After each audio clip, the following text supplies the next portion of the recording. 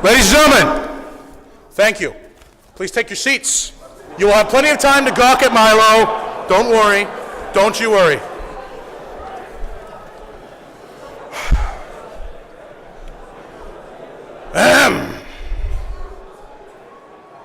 All right. Yes, I'm very loud, so please be quiet so I don't have to be loud.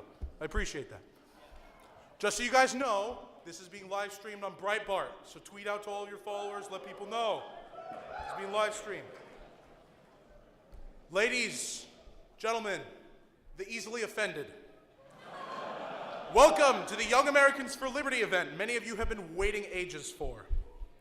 Before we get into the reason you're all really here, I'd like to tell you a bit about YAL.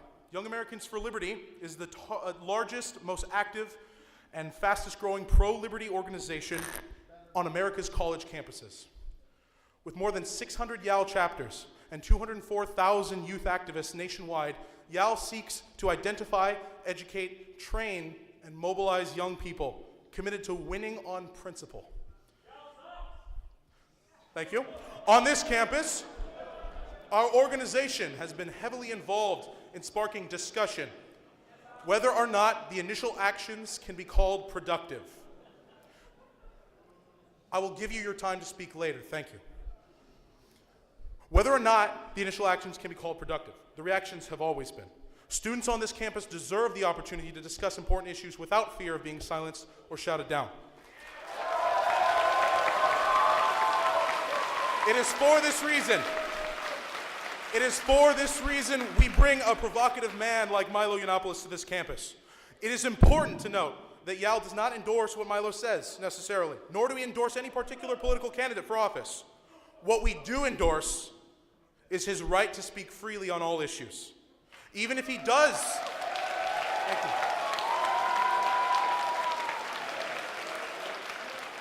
you. Even if he does think libertarians are obsessed with weed and hacking. It's a quote. As a computer science major, I am of course offended by this statement. I'm only obsessed with one of those things. It's the weed. Now a little on Milo. For the few of you who do not know who this fabulous man is, Milo is notorious in the online sphere. From his participation in the journalist mailing list leaks as a part of Gamergate, to his enthusiastic support of Daddy Donald Trump, Milo dances between the line of entertainer and academic. Milo is currently the technology editor at Breitbart, a conservative news and opinions website. Today we will hear Milo talk about why he believes such a powerfully provocative statement like feminism is cancer is accurate. In Milo's own words, don't worry, darlings, chemo is on the way. Without further ado, please join me in welcoming the most fabulous supervillain on the internet himself, Milo Yiannopoulos.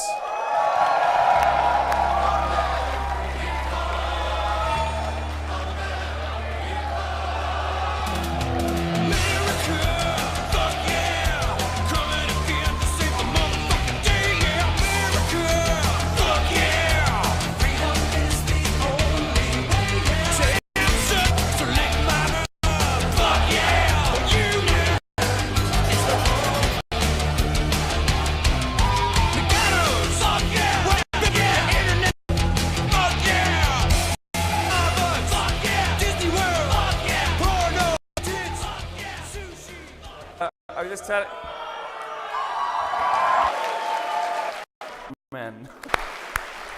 telling the guys that couldn't get in, finally, I'm entering a venue.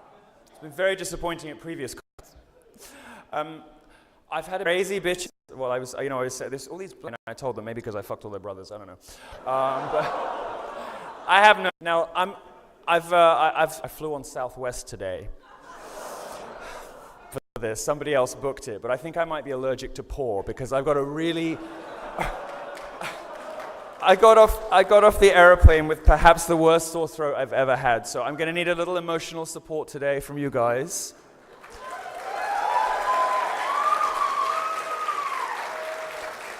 And I'm also going to need a little inspiration, so I'd like to welcome to the stage a man very special to many of us, the next President of the United States, Donald J. Trump.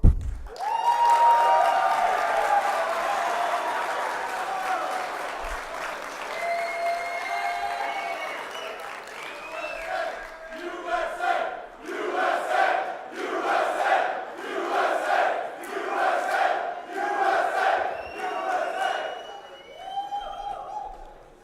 Now, I like to score my audiences out of 10. If you're performing well and you're pleasing me and you get a 10, then I'll stick around and say hi to everybody at the end. So far, you're at a 9, 9.5, so I'm happy. You're doing good. Now, I'm gonna talk to you a little bit about feminism. It is cancer. I'm going to tell you why. I've also lost my glasses. I think they must have evaporated on the airplane or something, so you have to forgive me for squinting a little bit.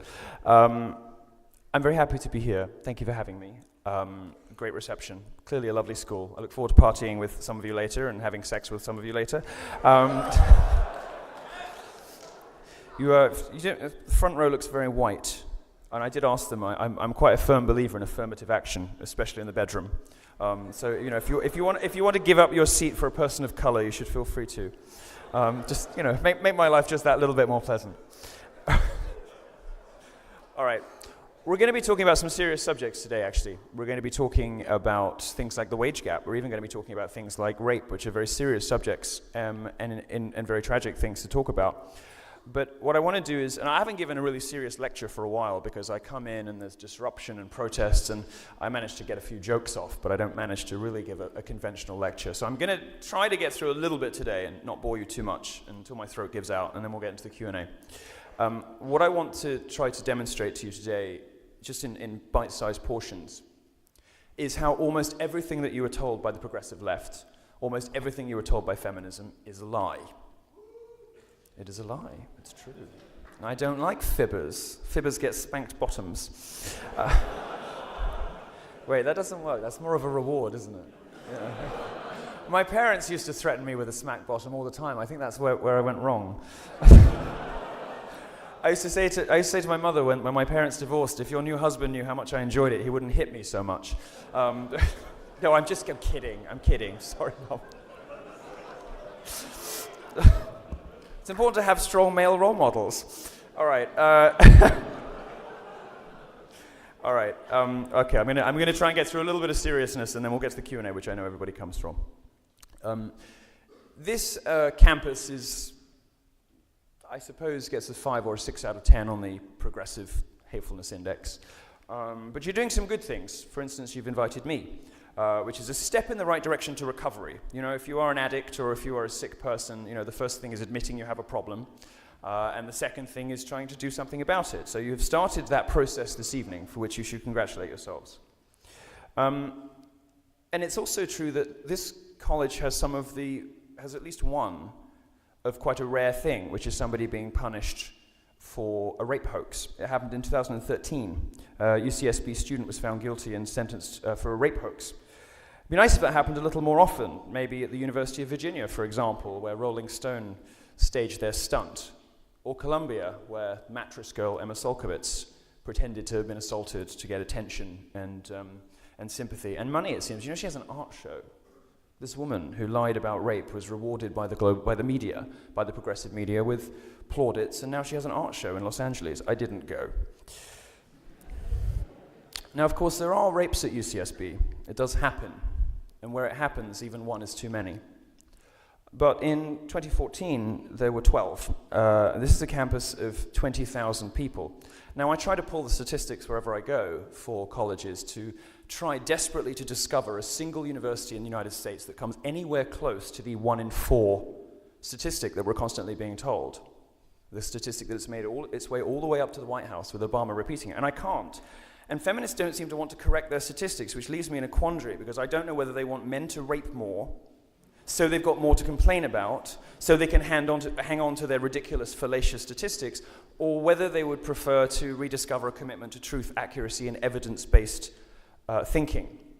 I don't know. Perhaps the feminists would like to tell me if you would like more marauding rapists on campus, or you'd like to start telling the truth. I don't know which it is. Those 12 are 12 too many, but it is only 12 on a campus of 20,000, and it's worth remembering that, and I say this very often, and many of you will have heard this before, the 1 in 3, 4, 5, whichever it is this week, in 2 years it's going to be 15 women in 2. I mean, if American campuses were such hotbeds of rape, I'd spend even more time on them. I'm kidding. Oh, behave! Don't you know where you are? It's going to be a very long evening if that was too much for you. No, I'm just teasing. But it's a very long way away. The reality is a very long way away from what is claimed by feminism. And I want to just run through a few quick examples of this, because, the purpose of modern feminism, the purpose of this intersectional third wave lunacy appears to be little more than hating on men. It is a movement characterized by its misandry, its lesbianism, facial piercings, blue hair, and many, many extra pounds.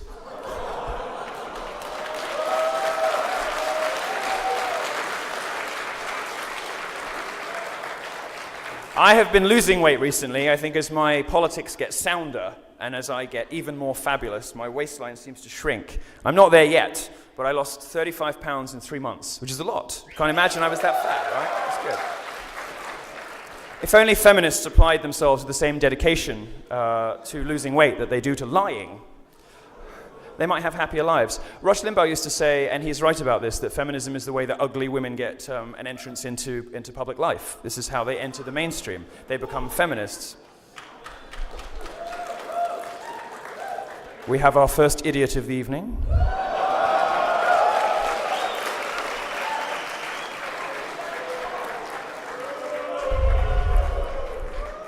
I've never met an attractive feminist, although I'm sure there must be some.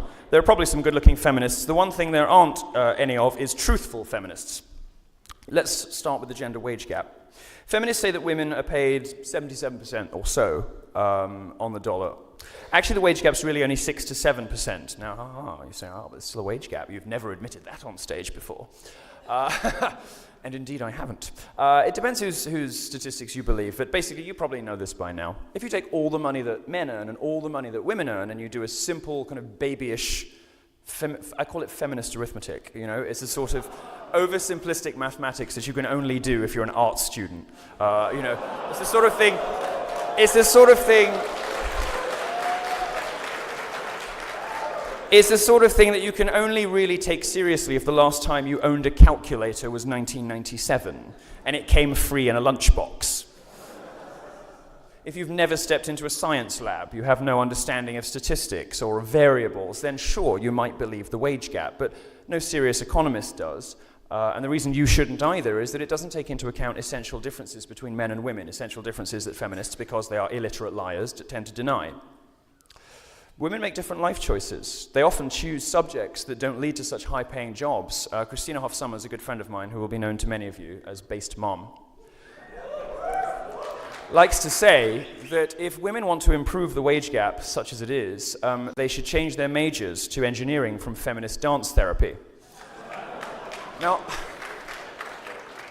I'm not sure what feminist dance therapy is or if it exists. I'm sure deep in the recesses of your darkest, most feverish imagination, you could conjure up an image of 3 hippos falling in synchronicity. I don't know what it would look like. I know they'd have to structurally reinforce the floor. I should stop it. I came to give a very serious talk today, and I just can't help myself.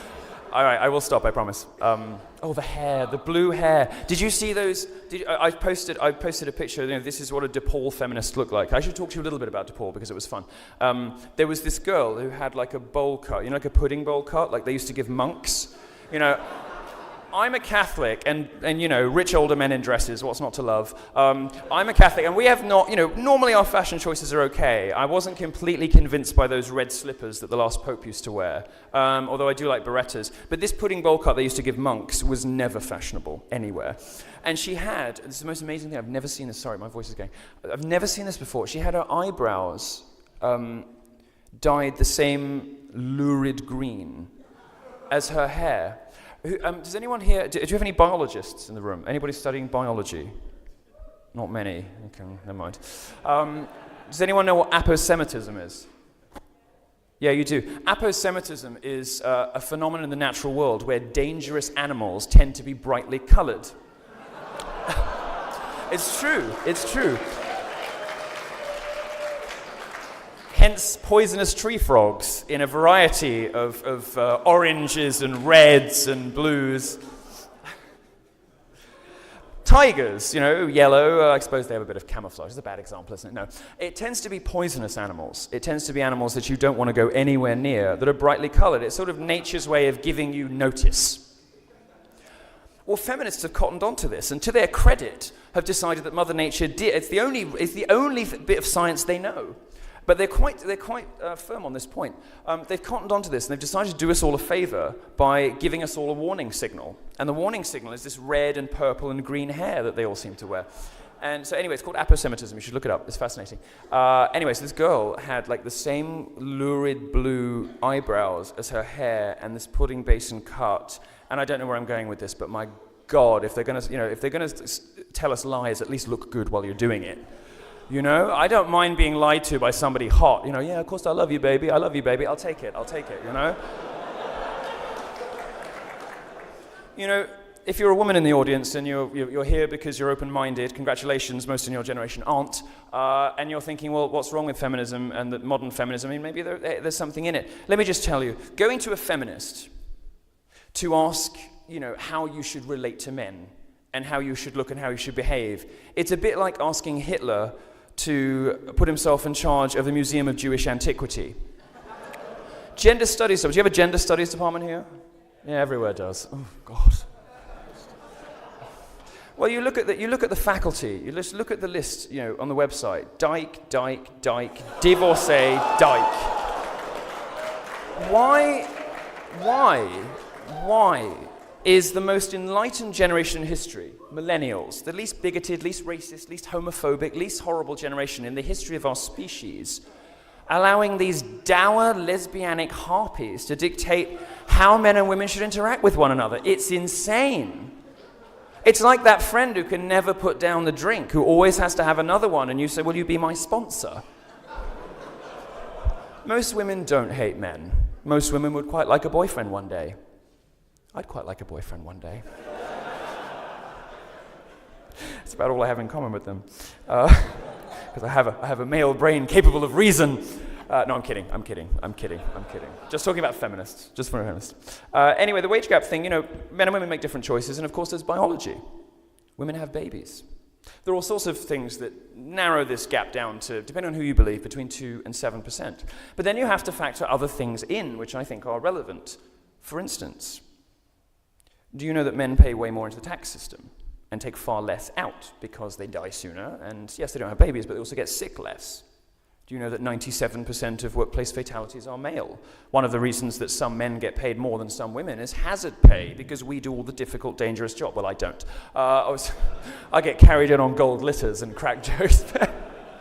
But real men, you guys, do all of the difficult, dangerous jobs. This is some of the reason why it's not all it's cracked up to be, Now, feminists say that women are forced into low-paying jobs. It's difficult to support that claim.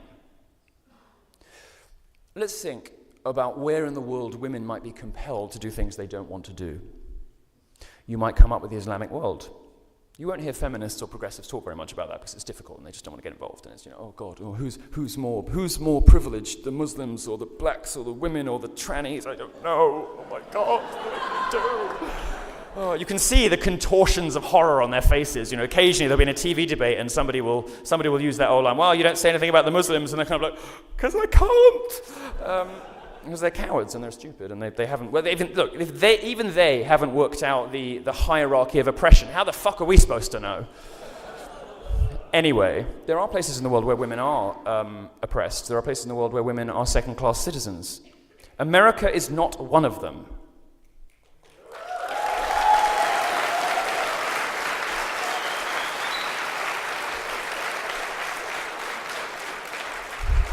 I say this as a Brit who comes from Londonistan. And I mean, as a relatively strict homosexual, I don't disagree in principle with women not driving, thank God, and being covered up by sheets. But I'm relatively sure that most men and most women aren't with me on that. And I'm kidding, I don't mean it. In America, the statistics simply don't reflect what feminists tell you. Feminists want to tell you that women are an oppressed class, that they suffer at the hands of a conspiracy theory, a mystical force known as the patriarchy. Well, if there is a patriarchy, it ain't doing a very fucking good job. Because it's the men that are dying in the workplace, not women. It is women who go to university more than men, in some cases in double-digit percentages, depending on the college you look at. They graduate with higher grades. A Cornell study in 2015 showed that women applying for STEM jobs, science, tech, and mathematics, good stuff, engineering subjects, things that men are good at and they want to be involved in.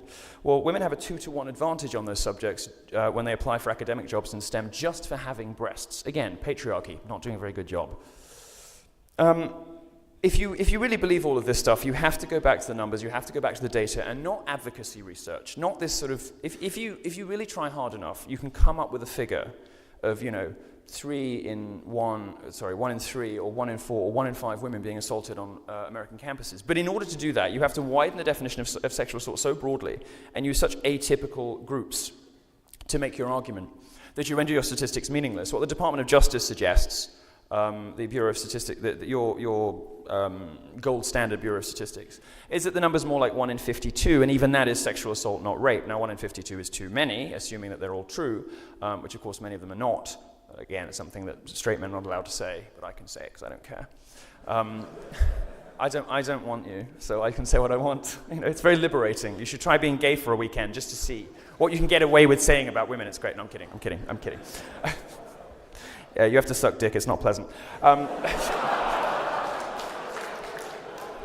You do it because you have to, You do it because you want the car.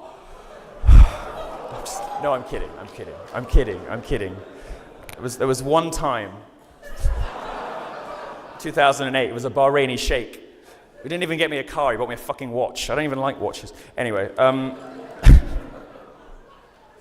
now feminists will tell you that men and women are exactly the same, which is, of course, we know from the evidence of our bodies that's ridiculous. And they'll say that men and women behave exactly the same in the workplace. Well, that again isn't quite true. When you look at the statistics, as it is my unhappy duty to do, you discover, and this is Bureau of Labor Statistics from 2014, women work 93% of the hours that men work. Well, if you're prepared to do the kind of babyish division that progressives want to do, just divide all the men stuff by all the women stuff, well, that 7% sounds familiar. Wasn't that 7% the actual wage gap? Well, maybe women should just work harder. It's not nice to say, but that's what the statistics suggest to us.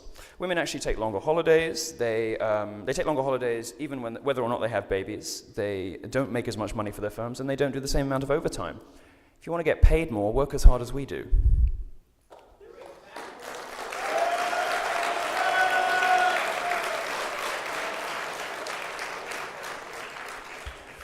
Now, feminists claim that women are strong and independent and don't need men. It's weird. If women are so good at everything, how did they end up so oppressed for so long? If they're just as good at everything as we are, how did they get themselves into this horrible mess? They must be horribly incompetent. And I don't believe things like that, because that would be sexist. So I don't know. These are some of the things that feminists are going to try to make you believe. Feminists claim that women really want to lead companies too and take control of things. Well, this is not borne out by any data anywhere. What the data shows is that when women get into high managerial positions, and this is sometimes where the earnings gap, because it's not a wage gap, because a wage gap implies that somebody's paid more for the same work, which doesn't happen. That's not true. That's a lie. But the earnings gap, the total amount of money that men make and the total amount of money that women make, there is a difference there. Well, part of the difference there is women just don't want to put the hours in that it takes to become CEO. And who can blame them? I don't want to work as hard as those guys either. There's a reason that I do this instead of being a lawyer, because it's easy. Because I can spend 4 days a week on a beach and 3 days a week doing this, and, show up and get adulation and attention and crack a few jokes and go back to my hotel and get drunk again. It's easy, My job's really nice. But I accept the consequences of that, which is that I'm not going to have a salary commensurate with a partner in a top law firm or an engineer. I got money anyway, so whatever. But in this job, my salary is not going to be as high as those people. I accept that. Why can't feminists?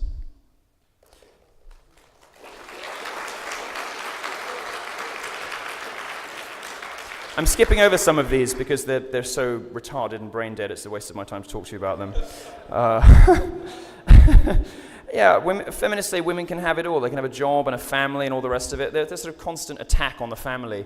It's very difficult to put numbers together for this, but it is my suggestion to you the reason, and this is the one bit of this that we do know is true, the reason that women have been getting steadily unhappier since the Second World War, every 10 years they do these surveys, WAM and all the rest of it, they do surveys, women report themselves as more and more and more miserable as their condition in society gets better and better and better. Well, there are only two explanations for this. Either women are ungrateful, which I wouldn't like to suggest because that, again, would be sexist, or what's happening to women in society as a result of feminism isn't doing them any favors, and by extension, isn't doing anyone else any favors either.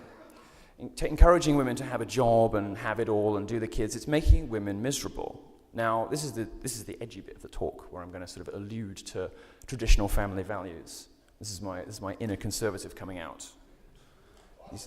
I know, there's probably a room full of libertarians, isn't it?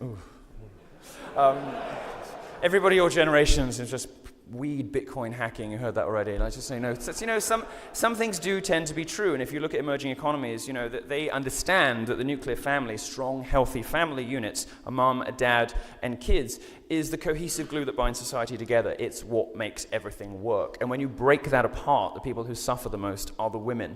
I like women, despite the jokes that I've been telling this evening. I like them very much. Where would gay men be without fag hags? I love women. They make the best accessories of all. No, I'm kidding. But I want everyone to be happy. I particularly want men to be happy because I think that men in this country, men in the West generally, have been so bullied and derided and ridiculed in the press for almost 3 decades that they deserve a little bit of restitution. But I also want women to be happy. And clearly what feminism is telling women is not making them happy. Now, it's it's not making them happy. And I'll give you one example, and then I'm actually going to wrap up because we're going to get to a lot of this in the Q&A. Fat. I want to talk about fat. It's one of my favorite subjects, but I want to talk seriously about it. I want to talk about body positivity. What are you whistling for? Are you in need of some body positivity? Does anyone know what this is? Anyone know what body positivity is? Yeah, some of you. Okay. Girls arrive to college in some cases, like we all do, like I did, like some men do too, vulnerable and disorientated and not quite sure of their way in the world. College is one of those places where you figure out your sexuality, you figure out how you're going to relate to women, to your friends, you figure out a lot about yourself. But this is really the only, and I like to crack jokes, I like to have fun with this stuff, but this is the only thing I think that has really made me very angry in the research that I've done over the last year, the work that I've done into this subject, to try to sort of re-educate people about the lies that you're fed in the media, on television and newspapers. Body positivity is the only thing that actually makes me angry because I think it's cruel and sociopathic and mean for these hideous monsters in... I meant the character, but they're also ugly. In gender studies departments to tell young girls that they can be as fat as they want, they can burp and fart and shit and turn themselves into Lena Dunham lookalikes. Always gets the same reaction, that. I'm convinced that Lena Dunham is like a conspiracy. Is there anybody that actually likes Lena Dunham? So why is she on the cover of everything, like Amy fucking Schumer? Nobody thinks Amy Schumer is funny. Nobody wants to fuck Amy Schumer. Nobody.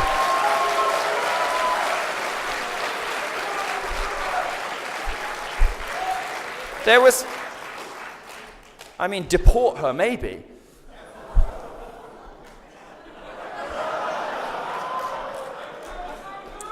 You'd get rid of her for me, wouldn't you, Daddy? Just Amy, Lena. I think I could die happy. Nobody wants to fuck these women. And nobody wants to listen to them. And nobody thinks they're funny. But we're instructed that if we don't find these people attractive, that we're somehow bigoted. No. It used to be the case that we had aspirational lifestyle models, that we put beautiful people in movies and beautiful people on the cover of magazines. That seems to be changing. Even Men's Health, which I, as people like to say, only read for the articles. People say that about porn, but people used to say that about Playboy. No, darling, I only get it for the articles. What's that one you have with the yearly special? What's it called? Sports Illustrated. Sports Illustrated. I've never even seen a copy of Sports Illustrated. I don't think it would hold much interest to me. But people say, I only read the articles, sorry. Anyway, we're instructed to find certain people attractive. And this is all tied in with 30 years on campus of what's called body positivity, the idea that women can be healthy at any size. This is clearly counterfactual. You cannot be healthy at any size. The obesity, the complications that come from being fat and the emotional consequences that come from not looking your best are fucking obvious. And it's sort of, I've lived through it. I know I was getting to, honestly, I'm going to tell you something I've never told anyone. This is a confession, and I can say it now because I'm not fat anymore. I'm really rich, so when I wear really expensive clothes, you sometimes can't tell how fat I am. I was a 37-inch waist. You know how big that is? That's a big waist. That's like a fat person. It's not, it's not gender studies department fat.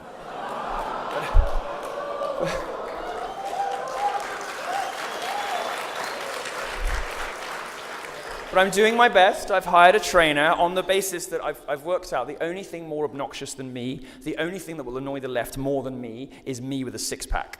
So this is my project, and I'm going to use this. I'm wandering off topic, but I don't care. He does this, doesn't he? He just sort of rambles around, and somehow it's sort of mesmerizing, and by the end of it, you feel like you've learned everything and nothing. By the end of it, you're mesmerized, and you know this man has to be president, but you don't know why.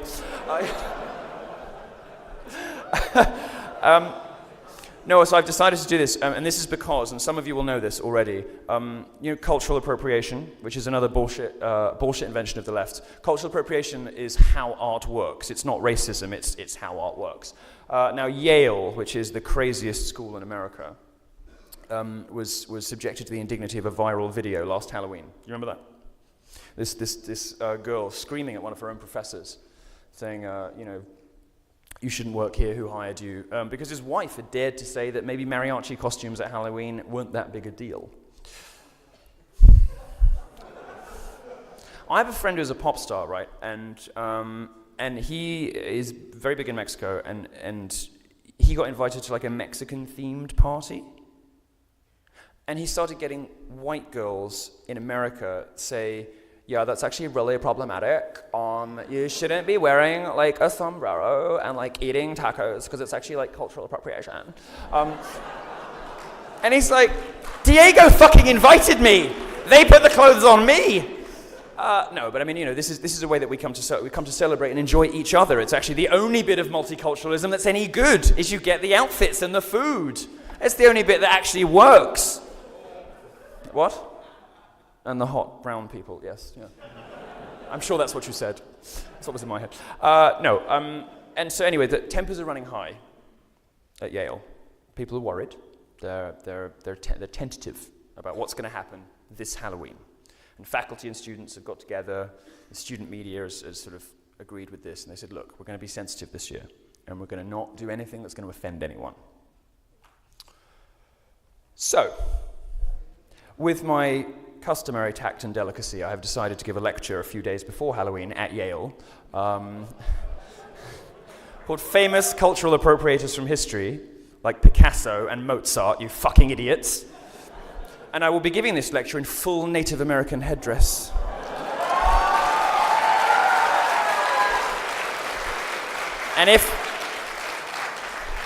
And you'll know if the training's going well, because if my body's up to it, I'll do the whole loincloth thing too. So we'll see. And it will be considered a success if my entrance is even 50% as fabulous as this was.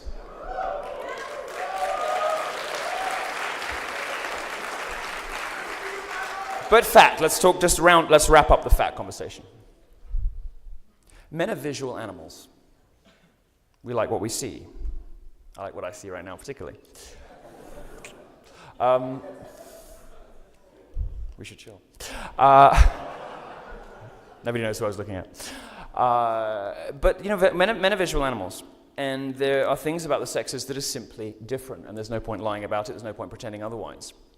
If you tell young girls that they can get fat, that they cannot look after their bodies, they can get unhealthy, they can indulge themselves, they can spiral into self-destructive behaviors, and that not only is it okay, but other people have to celebrate it, or they're bigots.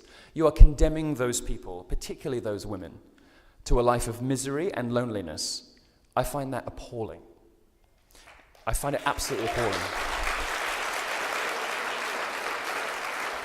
And it gets to the heart of social justice in general, which is a movement populated by miserable people trying to make everybody else as unhappy as they are.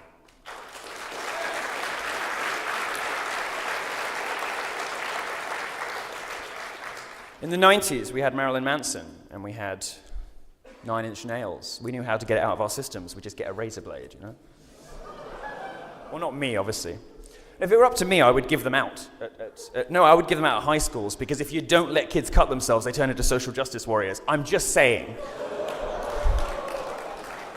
I'm kidding. No, I'm kidding. I'm kidding. Obviously, I'm joking. Come on. I said it was going to be a long night. I'm nearly done, I promise.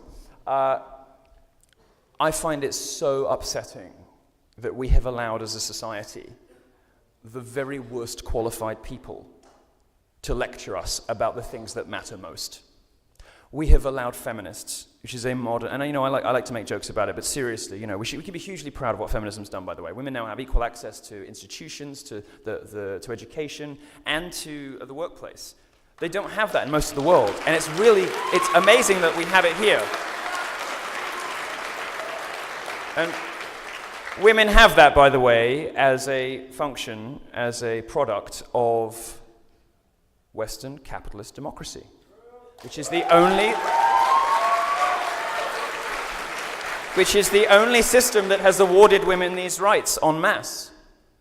It's the only, and it's not women that came demanding these things and that made it work. It's men who gave women those rights because they realized it was the right thing to do. But it's my view that feminism has run its course, that it is now more concerned with man-hating, that it is populated by angry lesbians, and I make jokes about it, but it really is fucking true. They're all fucking dykes. Just look at your own gender studies department. I told you, you can do it. You can do it. One of two. Either divorced or carpet bunchers. And when they're not booking saga holiday cruises, or attacking each other with knitting needles, or trying to get the stench of cat piss out of cardigans.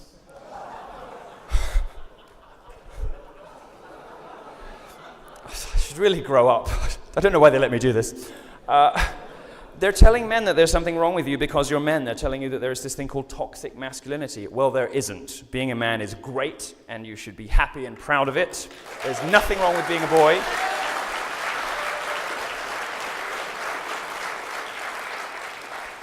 And I think if we continue down this path of allowing the worst qualified people to lecture us on the things that matter most, we're going to get ourselves into a pickle. My Dangerous Faggot Tour is the first wave of the fight back against this movement. Thank you very much for having me. I invite your questions.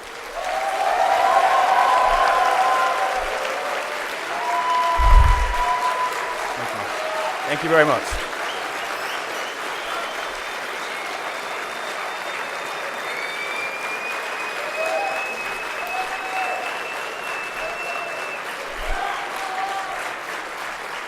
Thank you.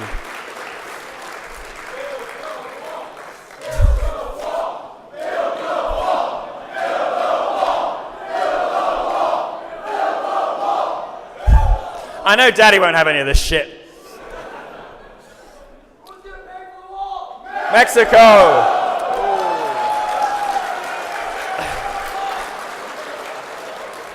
My shortlist, my shortlist way before you get to illegal immigrants. Vapors.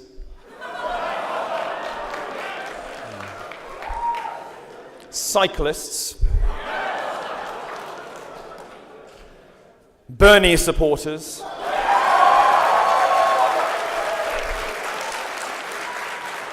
Anyone in cargo shorts. Everyone's looking around now. And yes, feminists. Questions, please. Go ahead. I don't know how this is supposed to work. I think I just. Yeah, come on up. You guys can start forming a line. What? Come on up if you have a question. I think maybe if you form a line, that's going to be a sensible thing to do. You have a question, walk up. Hi, my name's Tony. Hi. I noticed a few things in your speech that were somewhat questionable. Go ahead. You mentioned fitness a lot. Sorry, say again? You mentioned fitness a lot. Fitness? Yeah, you mentioned that a lot. I believe this was a feminist speech, not a fitness talk. And I was actually the president of the fitness club at my CC before I transferred here. And so I know one or two things about fitness. And I also noticed that in your speech... Do you have a question? So, this is not an opportunity for you to make a speech. Okay, true. I would like to... I don't want to change your opinion, but your sources, you never mentioned them, and I never... Do you have a question, though? What's your what question, are your sir? sources for all these statistics that I heard one or two, which were somewhat questionable? I didn't hear the sources. question. What are your sources? What is your sources for these statistics? For which statistic? Oh, like your 1 in 4, the one that questioned the... You mentioned like 2 or 3 in the beginning. After all the fallacies Okay, that if you don't know which claim that you don't agree with, then I can't provide you a source for it. Why don't you go 3 back in the line, just 3 places, and try to remember what happened 20 minutes ago. And I'll do my best to accommodate you, okay? Next question, Thank you, please. sir. Next question, thanks. Oh, from this. Oh, he's going away. No, come and join the queue then, for fuck's sake. All right, thanks so much. Next question, please. It's got to come from this side. Yeah. Oh, sorry. Hi. Yes, of course. Yeah. Thank you for coming. Thank you. I was just wondering because since our professors are all just telling us lies and the media is all telling us lies, They are. where on earth are we supposed to educate ourselves and how are we supposed to enrich ourselves?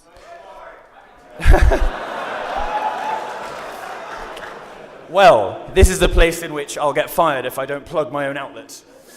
Speaking of plugging my own out, no.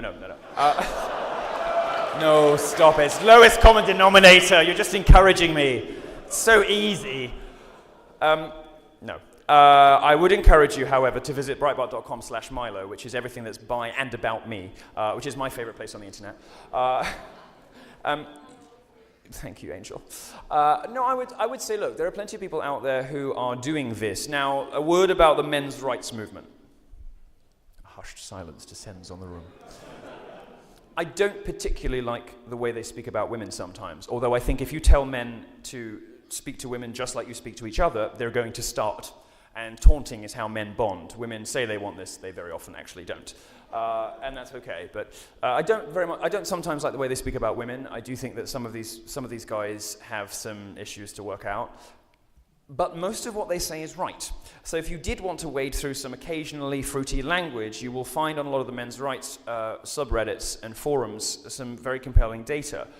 You should also look at academics who very bravely buck the trend and have been ostracized from academia as a result, like Christina Hoff Sommers, whose Factual Feminist series is probably the best bang for buck that you're likely to get on the internet. It is the best, use of 3 or 4 minutes that you could possibly spend if you want to know why most of the things you're being told are nonsense.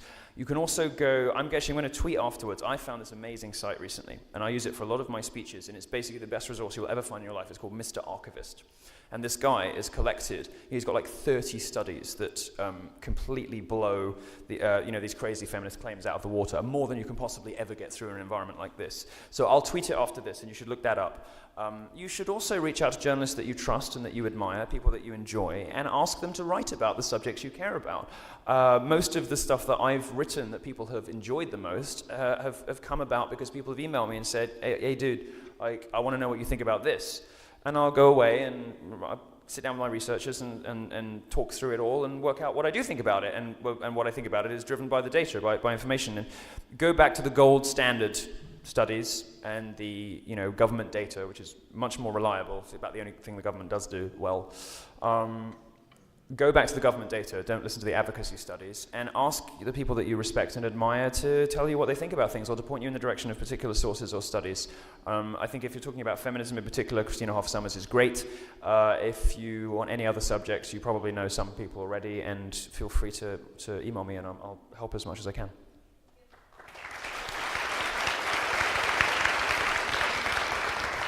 Most journalists hate their own readers, and they close comment sections and call them trolls and harassers and abusers. and all manner of other names. I love my readers because my readers are the best people in the world. They are fun-loving, mischievous, Trump-loving shitlords, and I love all of them. Wonderful. Which is why my door is always open. I can't always promise to respond to every one of the thousands of things that come through my inbox every day, but what I do have some help sifting through all of this, and if something is asked for more than 4 or 5 times, then I always make sure I at least tweet in a directive link somewhere or write something about it. Go ahead. Hello. So basically, excuse me, I noticed a pattern through your talk where you would, instead of, before you ever got to saying anything substantive about feminism, you'd undermine your own argument by making the easiest possible digs on people who call themselves feminists. Mm-hmm. And I think you have this, your whole big thing is your right to talk about it, and I value that completely. But instead of actually talking about it, you made easy jokes. I question, understand the point you're making. So why is that your methodology? Yeah, I understand the point you're making. I think if people don't want to be called ridiculous, they should stop being ridiculous. And I think it's just as important to point out the lunacy and craziness of people who force feed us these lies as it is to debunk the lies themselves. Because it's only really by understanding where these people come from that we can understand why they're lying to us. And as I try to explain in my wrap-up, you know, it's very clear that a lot of social justice, whether it is feminism or progressivism in general, or, yes, Black Lives Matter, comes from people who are very unhappy and miserable with their own circumstances, their own stations in life. When you understand that, you understand a lot more about why they behave as they do. My purpose is not to be the nicest, friendliest, most family-friendly speaker on campus. There are plenty of others for that. Some people enjoy the fat jokes. Most of the room, I'm guessing, from the reaction. If your tastes are more highbrow, you could go to other talks.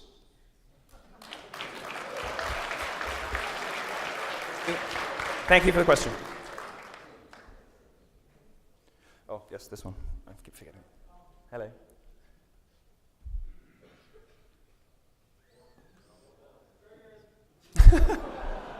Stop it. Don't be mean until we know he's a progressive. No, I'm kidding. Go ahead.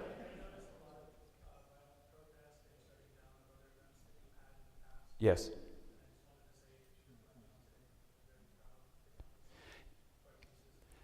Yes, you should be. You should be. What happened...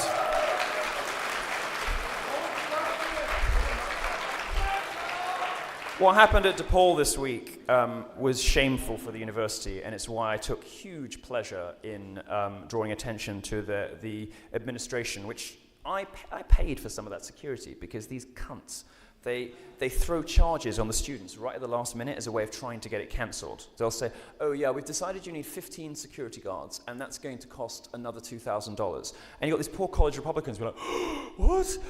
We've invited Milo, and now we go...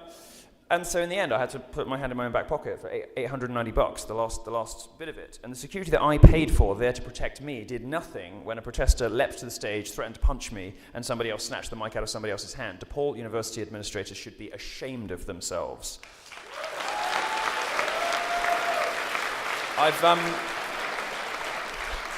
I've taken a leaf out of Daddy's book and branded the administrator primarily responsible for this lying Lindsay. I have an email from Lion Lindsay saying there's this 3-tier system, right? Like if Milo says if the moderator says please sit down, and then somebody else says please sit down, and then I say please sit down, then they get escorted out by security. They get removed from the premises. So we have an email from her, explaining that I paid for that service, and it did not happen. This room and this school has acquitted itself beautifully. The people who have spoken so far who do not agree with what I have to say have, if they haven't been competent, at least been polite. And so yes, you should indeed be proud. Thank you very much.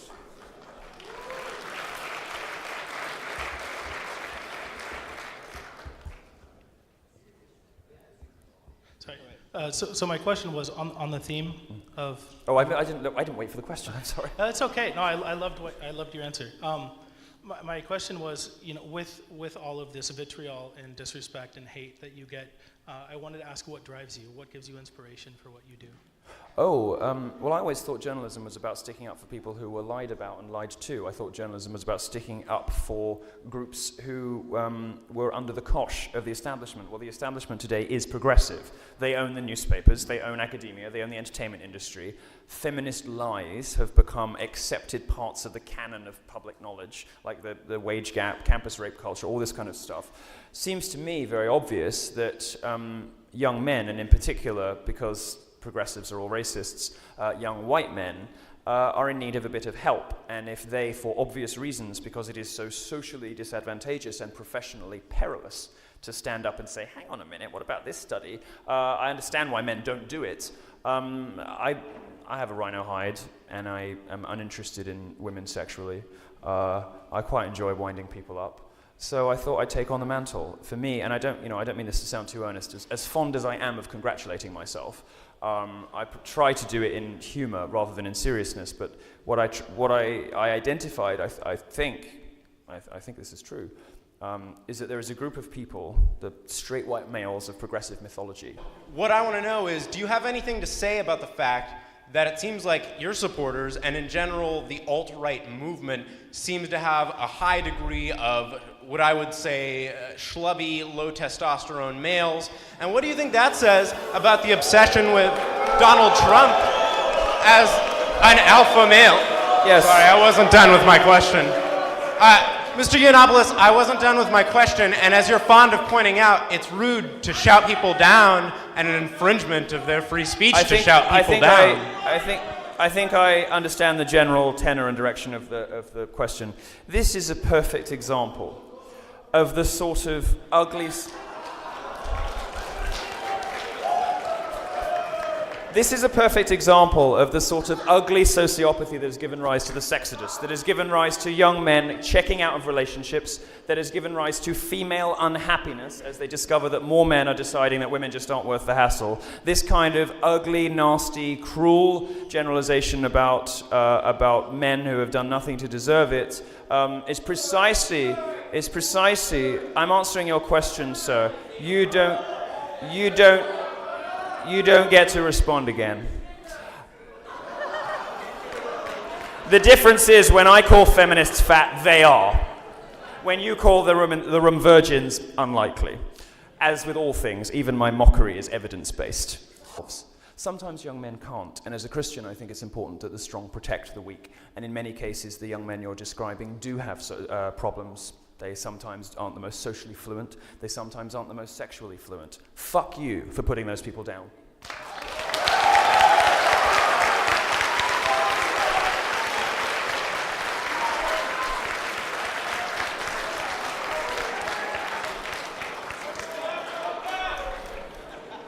Next question, please. Hi, Milo. Thanks for coming.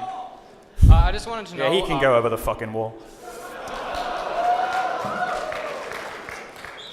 Hi, Milo. Thanks for coming. I just wanted to know if you're the chemo, what's the cure? And Sorry, say again? I just wanted to know if you're the chemo, what's the cure? And by extension... I'm so sorry, I can't understand you.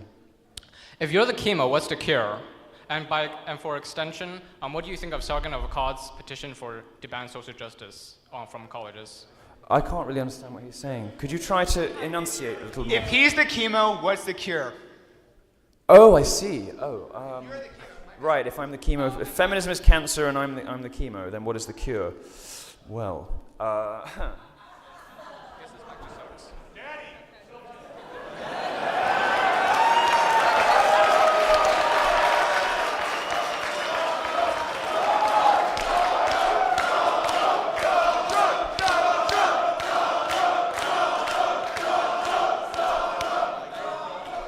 I was rescued by an audience member who had a far wittier riposte than I did, so thank you, sir.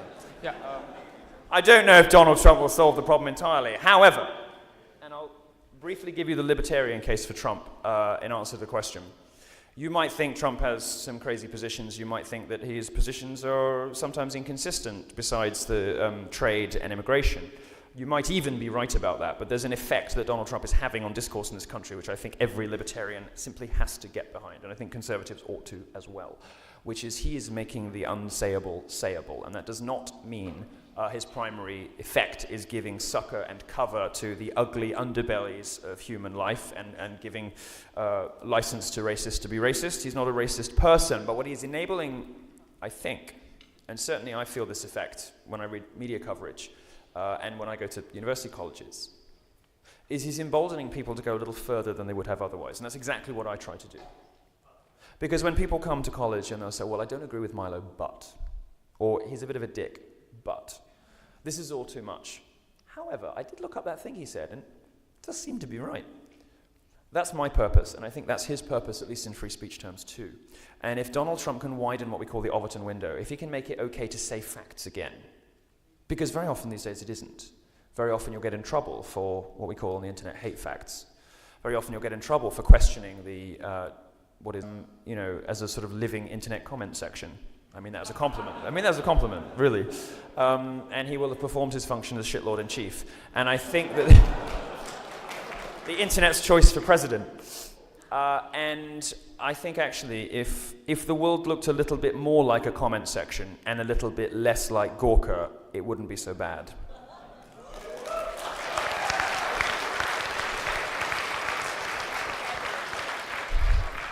All right, thank you. Actually, can I just? Yeah, go ahead. You couldn't hear it last time, but what do you think about Sargon of Akkad's petition to ban social You're going to have to come up here because I can't hear. What do you think of a petition to ban social justice, is what he asked. Well, I don't really believe in banning anything. I don't believe in banning anything. Except e-cigarettes. That's the only thing. That's the only thing. I'm very relaxed about a ban on vapes. I don't really believe in banning anything, so I like the spirit of the petition. I would prefer to beat them with humor and facts, which I think we're doing, by the way. I think we're winning. I think we are. And I'll just make one point. I want racists to be heard. And this is the absolute, outer limit of free speech. I want the worst people in the world to have platforms. Why? Because sunlight is the best disinfectant. And the more you hear from these people, the more you realize what they're really like. In all things, at all times, in all circumstances, and in all forums, more speech is always better than less. And I'll give you a little example, which is my favorite example, which probably everyone in the room has heard already, but it's worth repeating, which is that Nick Griffin, who is a leader of the BNP, a racist party in England, in Britain, was enjoying some quite chilling and disturbing success in Britain. He was preying on people's understandable anxieties about immigration, the changing character of their communities. The little seat they had when the public got to see what this man was like. That's what I want. Because if we're going to have an open marketplace of ideas, if we're going to let everybody have access to the best that has been thought and read and spoken, if we're going to let people debate and discuss things in an open, free exchange of ideas, then nothing can be off limits. And that's the most important thing that you should take away from here today. And nothing can be off limits. Bad people, sexists, racists, misogynists, homophobes, the real ones, not when the left calls you that, but the real ones, betray themselves. They reveal themselves very quickly. Very quickly you start to see there's a difference between people who really hold toxic and ugly and disgusting opinions and the rest of us who occasionally like to crack a joke. Actually, the only joke that I ever got taken out of a column, some of you all know this, I think. There was an article in the Daily Beast, and it said, if you have whites only on your Grindr profile, it's racist. So I thought we just got past policing gay sexuality, but thank you, the progressive left. Let's start calling men names again. So I wrote a column saying, well, my Grindr profile is blacks only. Is that racist? Except, of course, I don't say blacks only. I'll use a different formulation so as not to offend people because I'm a nice person. I'll say, don't contact me if you're less than 7 inches or if you know who your dad is.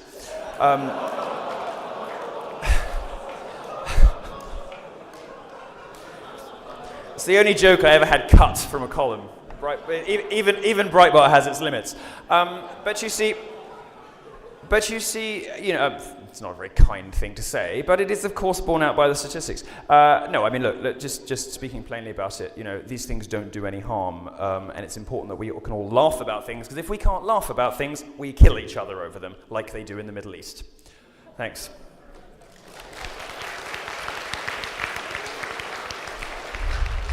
Hello. Hi, thanks for listening. Well, first, I just wanted to say that upon discovering you 2 weeks ago, I stopped being ashamed of my opinions and my conservative values, so thank you. I appreciate you for that.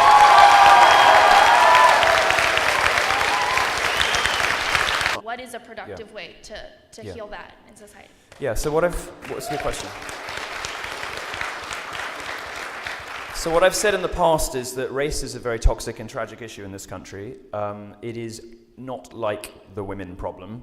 Women in this country, in fact, particularly white middle-class women, are the most privileged class ever to have existed in the history of our species. These girls really do have it all, with the possible exception of gays. I don't know. Do we have it better? I don't know. Maybe, whatever.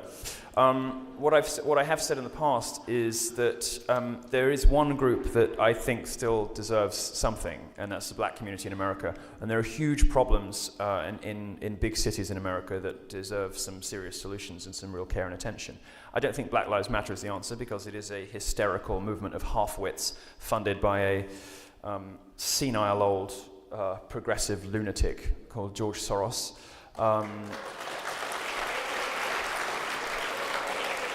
Funny, isn't it? They're sort of fighting for black rights. All they're really doing is, taking money from one rich white guy to disrupt the talk of another rich white guy. Great. Well, that's why they're not making any headway on race relations. The only product of Black Lives Matter is black cities in flames, in ruins, black communities destroyed. It's clearly not the answer, but we do need one. I wonder whether, since black communities keep electing Democrats with the same results, and on the understanding that the definition of insanity is repeating the same thing and expecting a different outcome, they might like to try Republicans. They might like to try Republican governors and mayors. Certainly Rudy Giuliani, when he ran New York, saved thousands of black lives by policing it properly.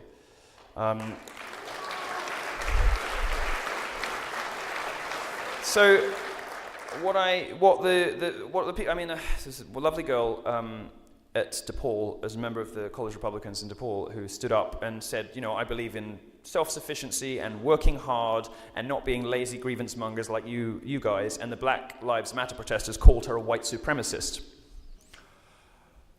And I thought to myself, well, if you think that hard work and aspiration are white values, we all know who the racists in this room are.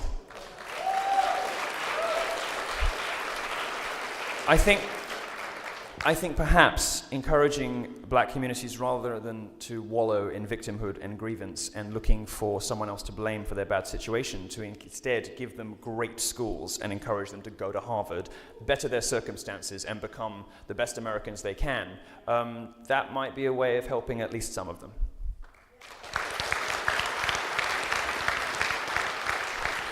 Thank you. Hi, Milo. Hi. So how do you reconcile being a Roman Catholic and a homosexual? That's something that I've never really understood about you. No, that's all right. Yeah. So I normally kind of dodge the question by trotting out some anecdotes, which I will attempt to do again. No, I'm kidding. As Evelyn Waugh said, if you think I'm a bad Catholic, imagine how bad I'd be without God. Well, the Catholic, to ask this question, and I don't mean to attack you in the least bit, and I'm just trying to be completely honest with you. I think to ask that question requires a level of I won't say ignorance, a lack of, it perhaps suggests a lack of understanding about the Catholic Church and about homosexuality, both of those things. The fact is that, if you just look pragmatically speaking, the Catholic Church has probably protected and harbored more gay people in history than any other institution. It welcomed them into the priesthood when they were being murdered by the state. And this happened for, in some cases, centuries, in places like Ireland. The Catholic Church has always been somewhere that protected gays, even if it didn't always approve of what they got up to at night. But also, the Catholic Church is different from the Anglican strain of Christianity, not just because they're wrong, but also because Catholicism, I can't remember who said this, but people are Anglicans. They're Baptists or Methodists or whatever because they believe they're good people. Well, Catholics are Catholics because they know they're not. We have this thing called original sin. We go to church because we know we're not good. And I think, for me at least, certainly living the lifestyle I do, that's a more honest approach to theology than other sorts of Christianity have to offer. So here's the thing. Progressives will sometimes demand all manner of complex and weird acknowledgements for themselves. They want to be a gender queer, blah, blah, blah. You can fill in like cis, whatever. But what they can't understand is other people asking for the same acknowledgement that life is messy and complicated, and that sometimes things aren't fully recognized or realized or pulled together in your own mind. And sometimes it takes a lifetime of study, of prayer, of self. And I don't see why anybody else should either.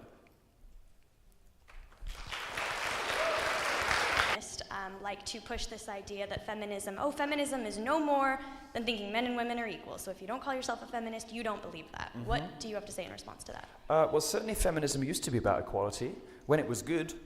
Now, of course, there are some hardliners who believe that it was never good because it's only ever been tearing women away from where they are happiest, most productive, and best suited. I don't quite subscribe to that view.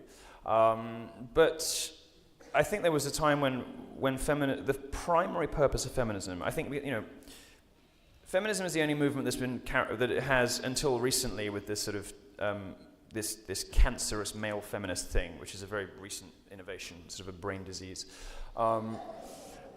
It's only relatively recently that you've seen the emergence of male feminists, people with testosterone so low that the last time they had an erection was, well, actually, no, I'm not going to say that's true. It's true. It's too much even for me. You'll have to come up to me afterwards and ask what I was going to say.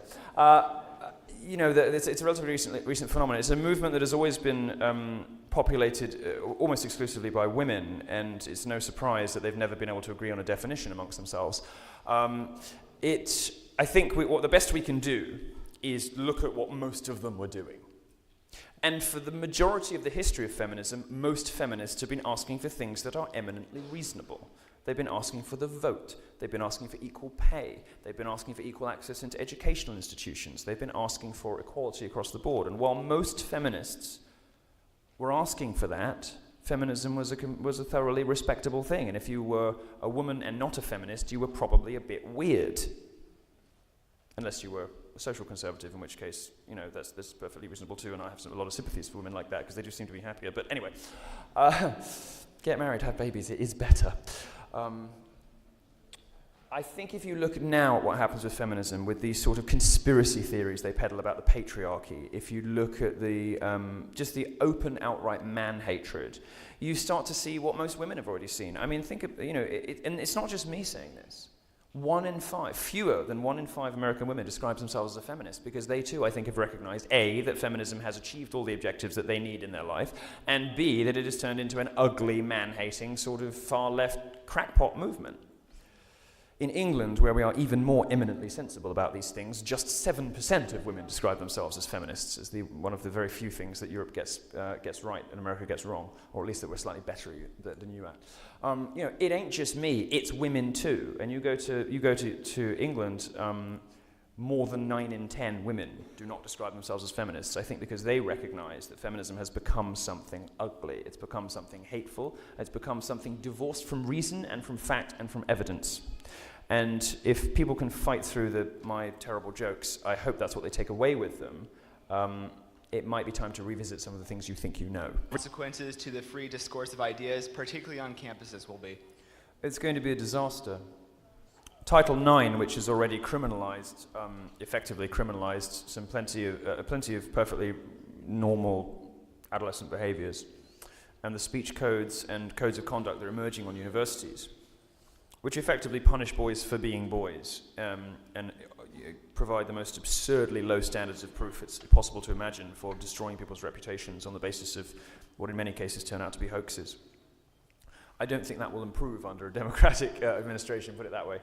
It will be worst under, who would be worse for this, Bernie or Hillary, for gender relations? Well, you want me to say Hillary, but I'm not sure. Because Bernie's so senile. I think he can be pushed into anything. I said on Greg Gutfeld, it's like a row between somebody who can't afford an iPhone and somebody who's too old to work out how it functions, but or something like that. I think I messed up my own joke. But I think worse would be Bernie, because I think his supporters, by and large, if you look at a Bernie crowd, you see some of the characteristic social justice costumes that we've alluded to this evening. And these are the people who believe the craziest stuff, and I think he would enable them. I'm more worried about race under Hillary Clinton than I am about gender. She's obviously a wacky feminist, but she's also, you know, a capitalist, and she's also a realist. And I think you should be more worried about what the bad things that will happen to black communities under Clinton than what will happen to men. I think if Sanders is elected, it will be a gender war. If Clinton is elected, it will be a race war. I'm not sure which I prefer. Neither. I prefer this.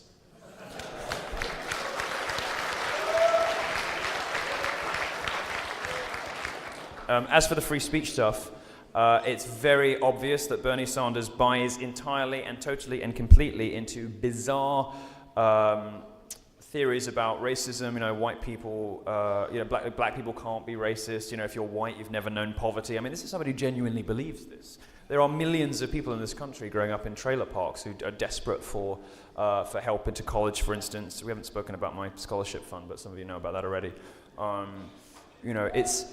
Well, nobody can resist the truth wrapped in a good joke, but I also like in my life to annoy all of the worst people in the world at the same time as doing some good. So I set up a scholarship fund for young white boys trying to get into college because the data says that they really need the help. And it really annoys the left. I think Sanders buys into some of the most bizarre and toxic Black Lives Matter and feminist stuff. So I think he's going to be way worse for freedom of speech than Hillary. So I think on both counts, I'd rather have her by a whisker. But we do have a better option ahead of us. Thanks.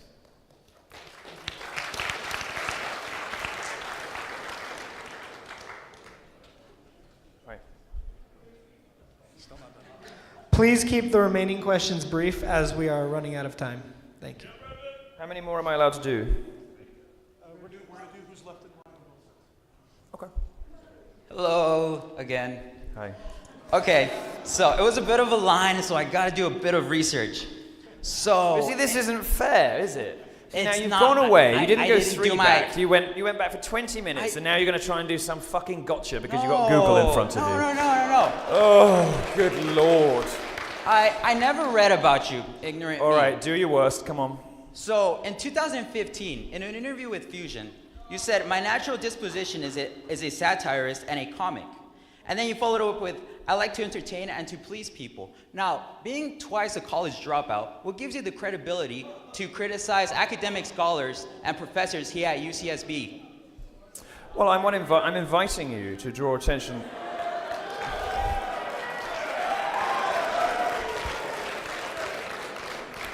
I, of course, in not finishing my degree at Cambridge, joined the ranks of dropout failures, such as Steve Jobs. Oh, I could go on. It's not even worth it, is it? I'm encouraging... Why am I not getting chocolate? I'll get my chocolate later. It's very Oh, thank you, Angel. Thank you. I appreciate it. It's a bit warm and squished. just how I like it. I'll have it. Oh, you got a warm and squished one as well, did you? Oh, lovely. Okay. Well, we'll eat them. We'll eat them together afterwards when we're bonding after your imminent humiliation. No, I'm just kidding. You correctly quote me, because you have a smartphone, as saying that as at least one of my primary purposes is to entertain people. I think also, however, that if I can suggest to people different ways of thinking and can encourage them to question what they have been taught and told, that doesn't require a physics PhD.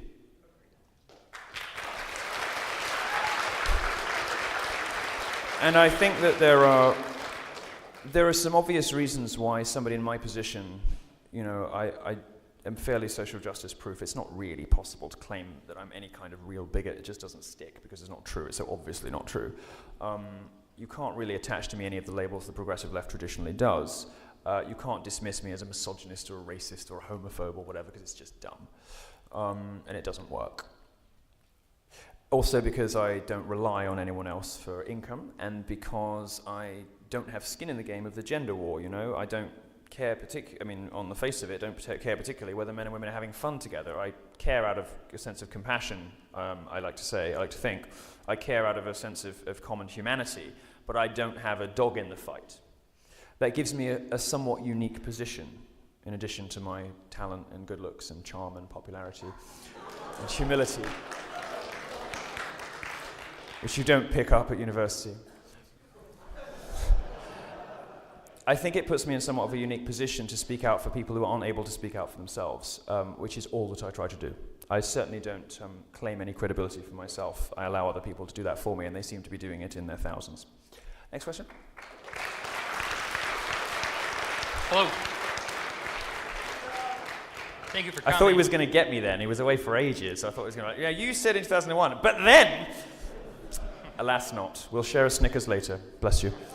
Well, first of all, thank you for coming here. What I want to know is, why exactly, being a citizen of Great Britain, did you decide to come all the way out here to these United States? I don't want to be dismissive, but the foundation of American thought was, don't fucking listen to British people. I mean... So I didn't quite catch the end of that. I didn't catch that. I'm finding it very difficult to hear the people over here. You said the foundation of American thought is don't fucking listen to British people. So what made you want to come to the U.S.? Well, here's the thing. Here's the thing.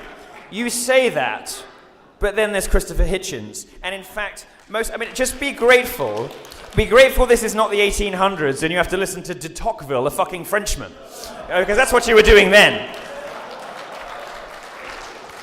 You know, so you've at least graduated from a Frenchman to an Englishman, and I think America has a long history of being bailed out by Brits. But do carry on with your question. No, don't get me wrong, it's the best country in the world, but now and again you need us. Carry on. All right. Well, just, yeah, thanks. Oh, we're done. Okay, thanks. Hello? I know this was touched on a bit earlier, but since we're in this misandrist sort of minority supremacist environment right now, where being a normal white guy is a detriment. Yes. And obviously we're coming up to the centennial of the women's right to vote in this country. Mm-hmm. So what was the golden age in between where we had a more egalitarian society, and in general, what do you think, you know, in your experience with your finger on the pulse and all this, what does a real egalitarian society look like with equality? I quite like the 80s and 90s. I thought we were doing okay in the 80s and 90s. I thought people were happy and doing all right, and there were a few little things to fix, but everybody was pretty joyful. If you look at the culture, I think it's instructive. We have a very banal culture now, which I think reflects the limits of acceptable thought and speech in the public square.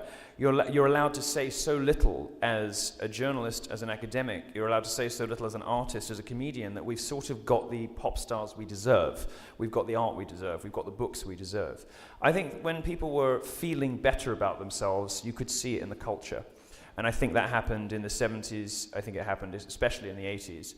And for me, the 90s is the pinnacle of pop culture. You know, everybody had money, everybody was happy, nobody hated each other. There wasn't, you know, racism was pretty much over. It was kind of a nice time to be alive. You know, Jurassic Park was great, really good. The Spice Girls, Shawshank Redemption, Goodfellas. It was fucking good time to be alive. Yeah, so I mean, I think that if you were to really force me to do it, to sort of put a finger on where I'd like us to have stayed forever, it would probably be the optimism, unbridled and unashamed celebration of capitalism, and the general ebullience, and it seemed to me kind of brotherhood and friendliness and sort of general cultural exaltation of the 80s and the early 90s.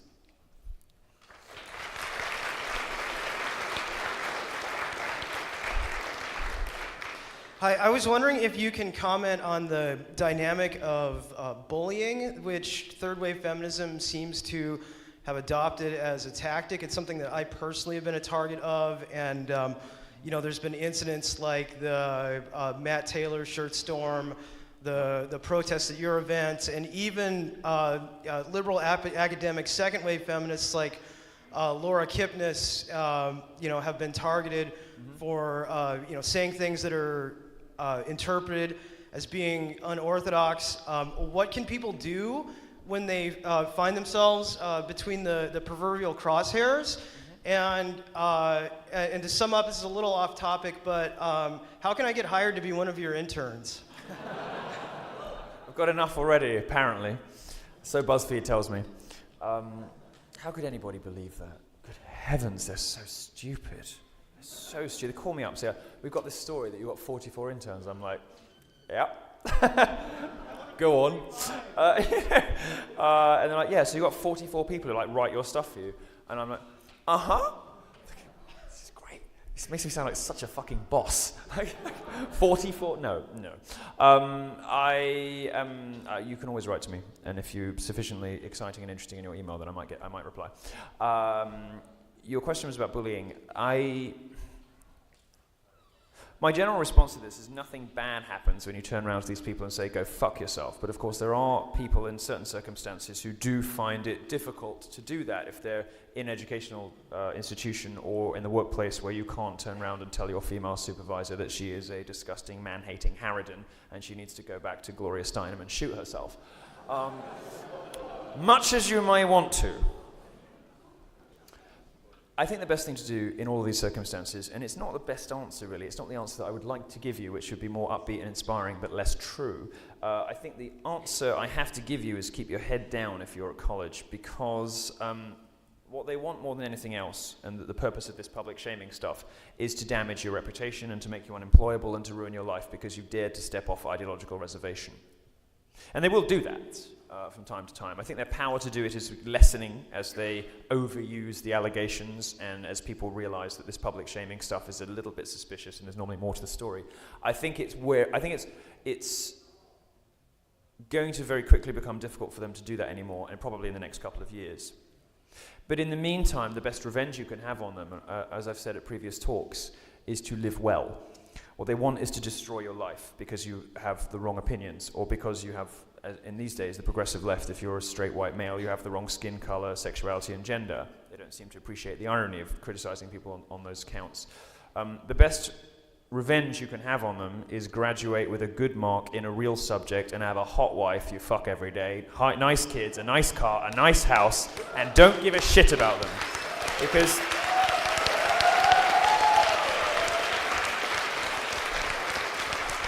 the left wants you, the progressive left wants to make you as miserable as they are. They want to make you as unsuccessful and as mediocre as they are. And if you find yourself on the other side of the line, if you find yourself questioning the tenets of social justice or feminism or Black Lives Matter, it's probably because you've got something going for you. It's probably because you've got a brain. It's probably because you can achieve or accomplish something in your life. And rather than looking out onto the world and thinking, who can I blame for my problems, rather than bettering myself, rather than getting into the gym, getting a good degree, doing the hard work it takes to earn the things that I think I deserve, you look for someone to blame, whether it's the patriarchy or white people or whatever it is. That's what losers do. That's what the terminally mediocre do. That's what people do when they don't have the gumption and the fight in them. They don't have the determination, the intelligence, or the will to succeed. Your best possible response to their odious bullying, and it is a shame that our culture has elevated these people into positions of authority as it has. Your best response to them is to turn the other cheek as a good Christian and live well.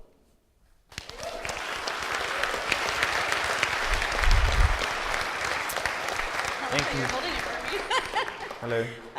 Being a fat, ugly dyke, mostly dyke, I am teaching psychology of gender this summer. And number one, will you be a guest speaker? So you don't care about your future earnings, got it? Exactly. Well, I'm a dyke, so I don't really care about how I look or what I eat or anything either. But anyway, number one, will you be a guest speaker? I would have laughed if you'd slowed down so I could hear you. Thank you. I know, I talk really fast. My students tell me that too. It's from all that gobbling. Will you be a guest speaker for me? Sorry? Will you be a guest speaker A guest for me? speaker for you? For what subject? For when? Psychology of gender. It's gender, it's all gender. It's not just women. I'd be very happy to. Yeah, sure. We can Thank come and you. speak That'd be afterwards, of awesome. course.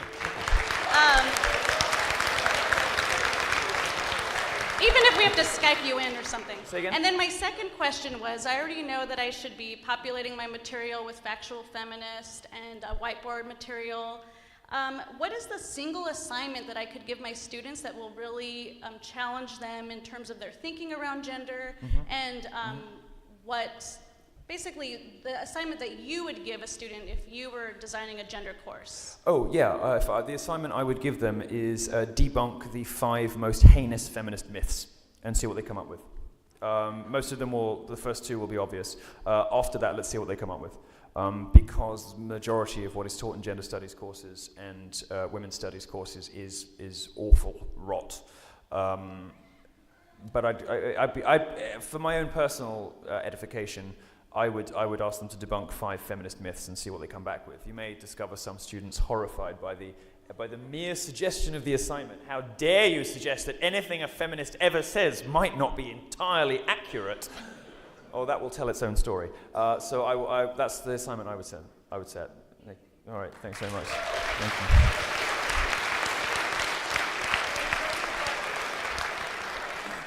You'll be happier with a boyfriend, darling. You would. Yeah, I know, but because, look, on a serious point, there aren't really any lesbians. I'm not attacking you, so you seem lovely, but this is something that people don't really understand about sexuality. You know, men have been exclusively sleeping with men for the majority of their lives since 2000 BC. Juvenal and Tacitus are very clear on this. Female sexuality, as we know from all studies that have ever been conducted on this subject, is much more malleable, it's much more flexible. Women who sleep with women tend to have had relationships with men as well. So the old jokes about just needing a good dicking or she's just come out of a bad relationship do tend to be broadly accurate. There is a reason why things become cliches, because they're mostly true. I don't entirely believe in lesbians. There are, of course, a tiny proportion of, the dungaree-wearing types, with the short haircuts, your gender studies professors, who probably will never see a penis. More out of lack of options than preference, but... Well, this is this thing about asexuality. I'm asexual. No, nobody wants to fuck you. Good Lord. No, I mean... For most women, lesbianism is a sort of reaction, it's a response. And this research is not done very often because it's so politically incorrect. But broadly speaking, I just don't really believe in lesbians. And certainly the lesbian domestic violence epidemic, which is something you don't hear very much about, but which is a huge problem that affects lesbian households. The lesbian obesity crisis, which last year the federal government had to spend $3 million investigating to try to work out why dykes are all so fat. It's money that could have gone to, I don't know, pride floats for us or something. You really want to waste money on LGBTQIA, PRS, ampersand, exclamation mark. They just buy me more Gucci. Don't waste money on working out why they can't stop eating. This is why we hate each other. And what was the other one? There's something else. It's the obesity crisis. There's... bed death is its own issue. There's something else as well. Domestic violence, obesity crisis. And earnings as well. There's reason to suppose, depending on how you do the numbers, if you do by household, lesbians earn about the same as everybody else, but if you do it by individuals, they earn way less. So if you're a woman and you decide to pick a lesbian lifestyle, you're much more likely to get hit, get incarcerated, get fat, and get poor. And you're probably going to be really unhappy, so don't do it. Last question here. Okay, I want to know which thinkers were most influential on your ideas on politics and philosophy. And which what? Which thinkers were the most influential on your ideas in politics and philosophy, and who would you recommend people read to educate themselves? Okay, I have a very spotty education, as you've heard. My education was on my back in nightclubs in the late 90s. No, I'm kidding. I'm kidding. Joking, I was on my front. Obviously. I think if you want to dig into really serious philosophy, I think you could do worse than Schopenhauer and Nietzsche, who have very interesting things to say about the philosophy of knowledge, and they're the philosophers I find more interesting because they're the philosophers who are closer to literature, so you'll enjoy reading them rather than it being sort of Hegel or Kant, like pulling nails. They can tell you something interesting about the world around you. Also, Schopenhauer has some interesting essays on women, which even I can't repeat on stage. If you want to read some interesting, more contemporary thinkers, the field is thin, frankly, because you don't get book deals and you don't get newspaper columns telling the truth anymore. But I would encourage you to read the aforementioned Christopher Hitchens, who's probably the best example of, at least in the last 50 years, of why America still needs Britain. I think you should read Gore Vidal. I think you should read William F. Buckley. I think you should read The Art of the Deal. You could do worse than The Art of the Deal. Crippled America. Yeah, we'll round up with Daddy. Actually, interestingly,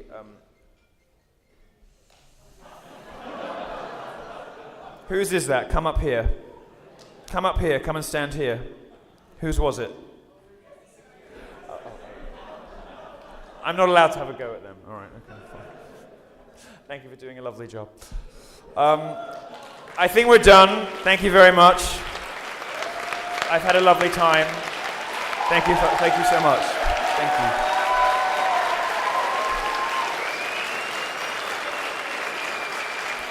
If you you're welcome. If you want to come and say hello, which people sometimes do, I'll be over here. Thank. Oh, we do.